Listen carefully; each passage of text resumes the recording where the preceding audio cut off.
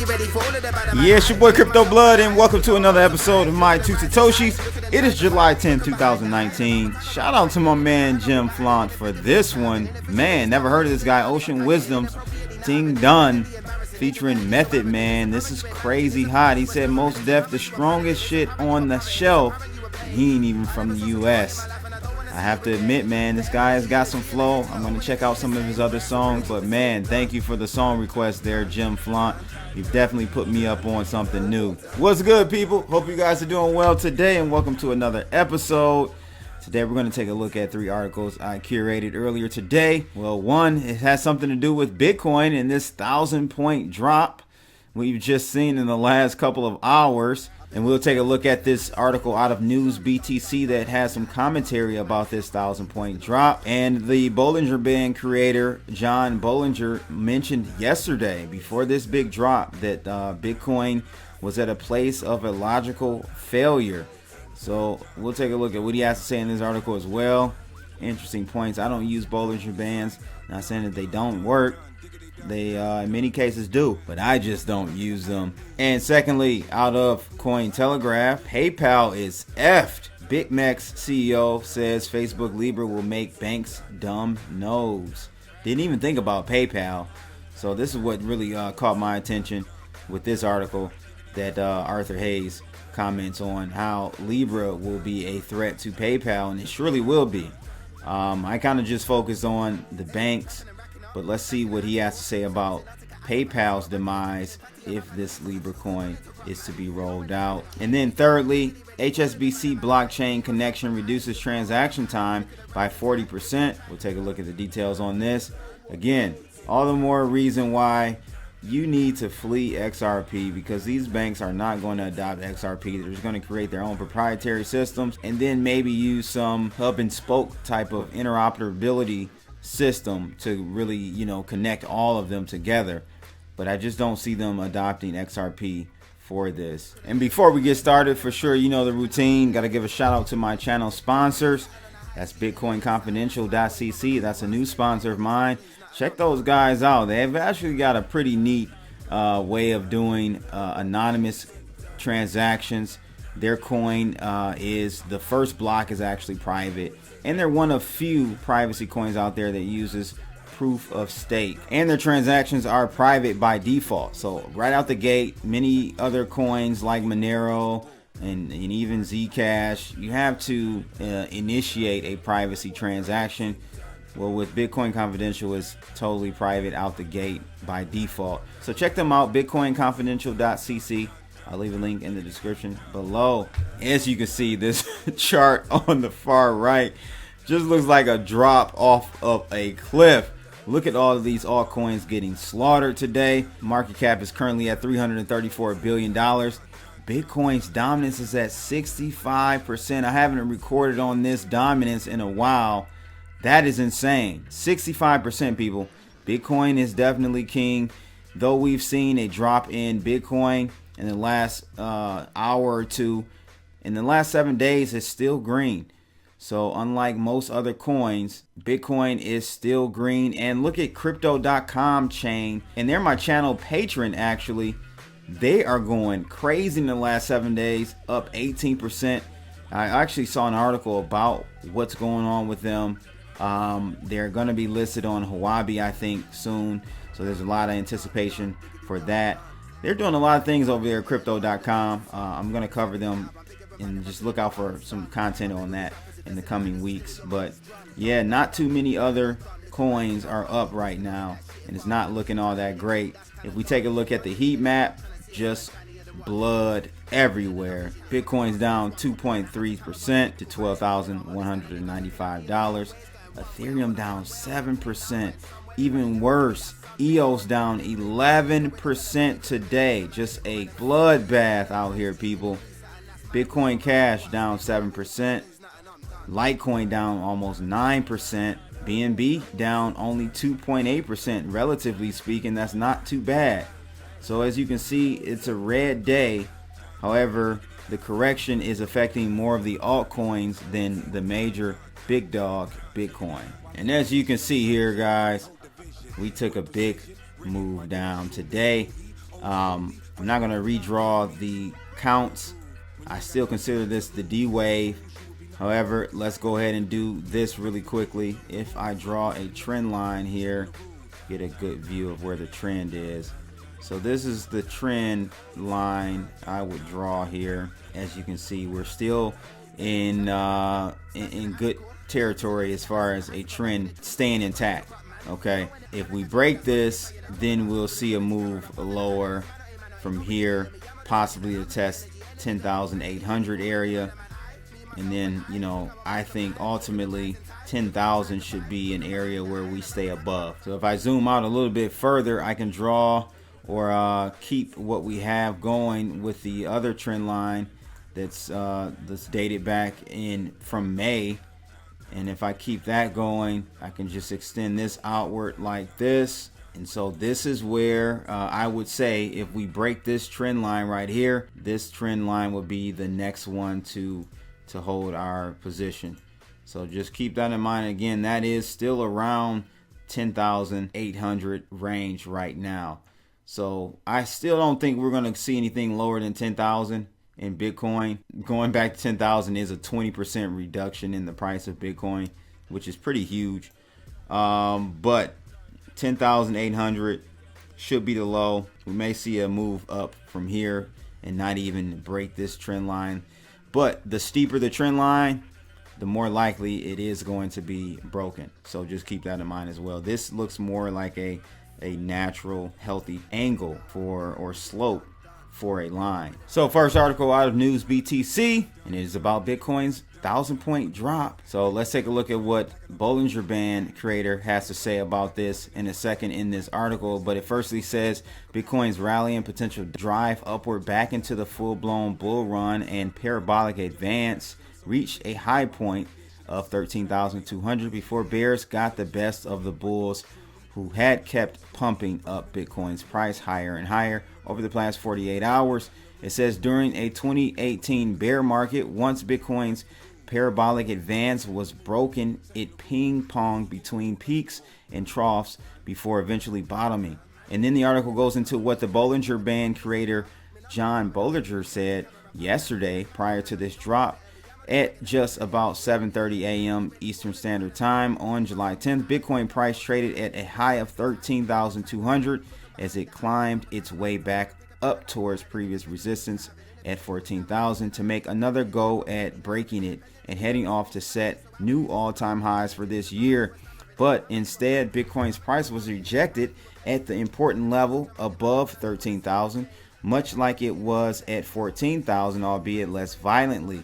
Bitcoin price hovered above the previous local highs for much of the day before making an attempt much higher. There it stayed for hours before it ultimately was rejected by strong overhead resistance. The resistance point was a logical place for failure, according to the creator of the trading indicator, the Bollinger Bands, John Bollinger, and failed it did, dropping nearly $1,000 instantly before a bounce at 12,000. So this was a tweet, guys, that he put out, John Bollinger, yesterday. He said this is a logical place for Bitcoin USD to fail.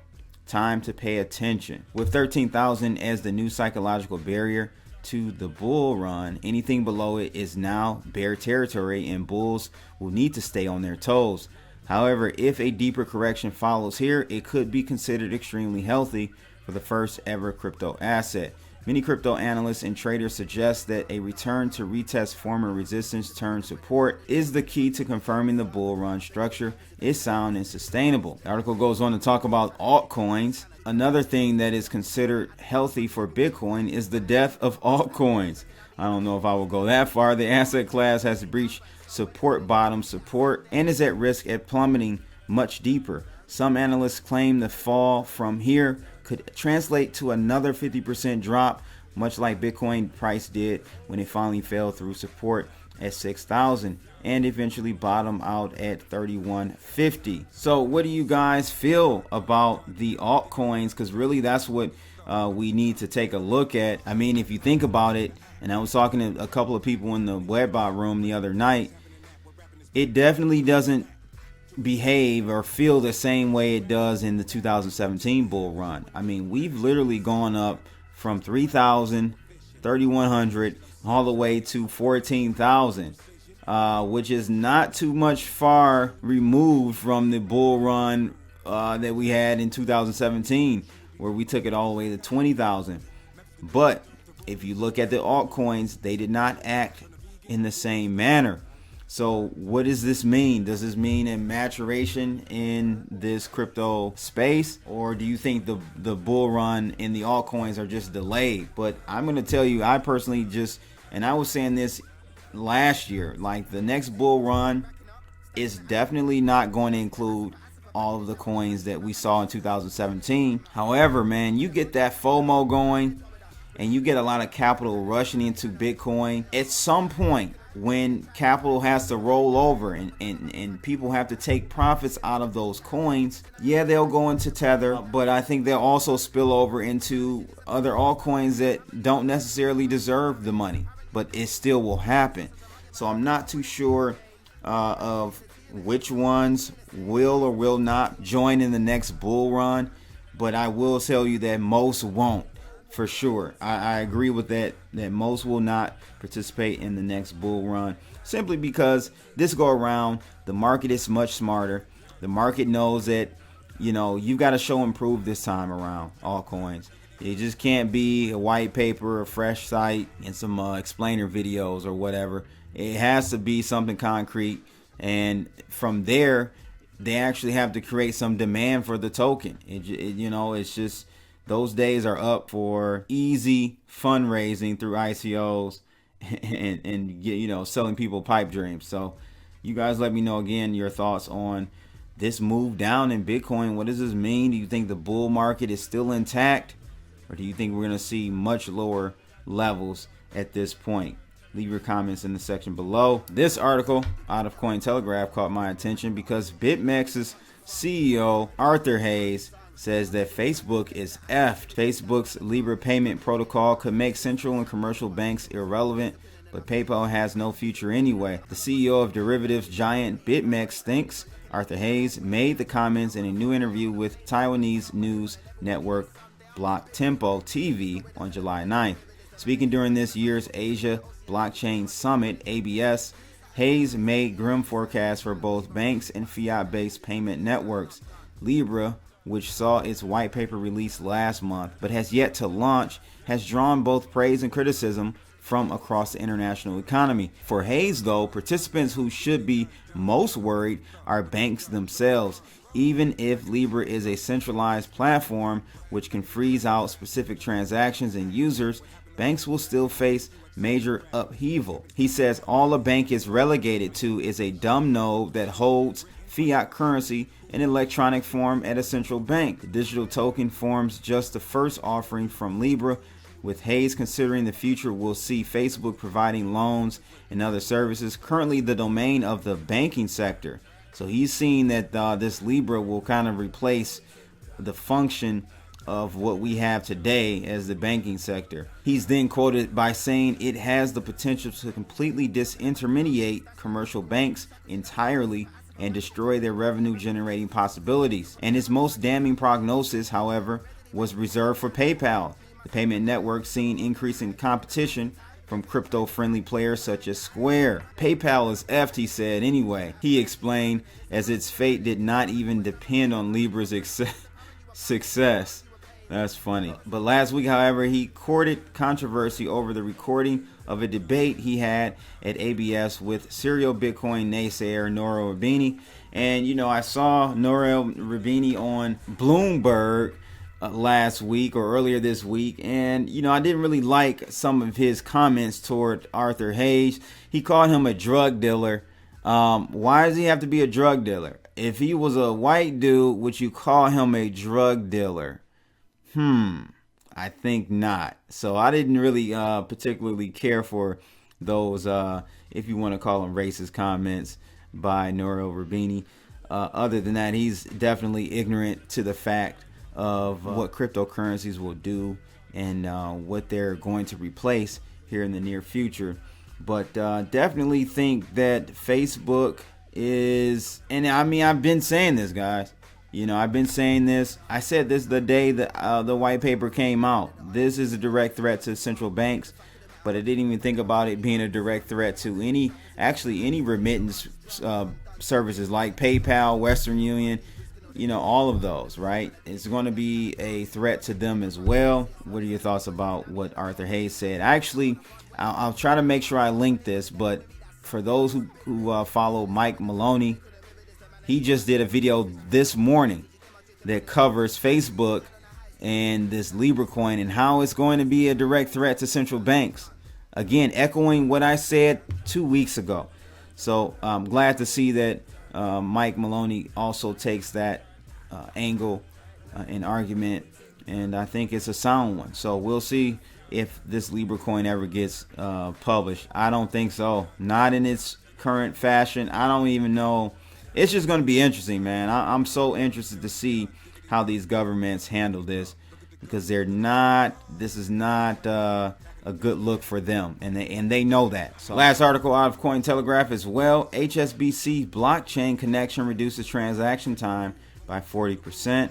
Says global bank giant HSBC has tested out its blockchain-based trade finance platform Voltron and reduced transaction time by 40%, the Chartered Institute of Procurement and Supply reported on July 10th. To arrange a shipment between Hong Kong and Dubai, HSBC partnered with major retailer organization Landmark Group, which provided its blockchain platform RechainMe. The companies linked up their respective platforms, which reportedly resulted in the reduction of transaction times by 12 days or 40%. That's crazy. The regional head of trade at HSBC, MENA in Turkey, said that the blockchain-based platform will provide businesses a competitive advantage by increasing trade speeds. HSBC reportedly stated having the two platforms seamlessly connected meant all parties in the supply chain ecosystem were able to track and view the progress of the transaction, agree on the terms of the transaction, including logistics, and approve documents and fast-track supplier payments, all in real time.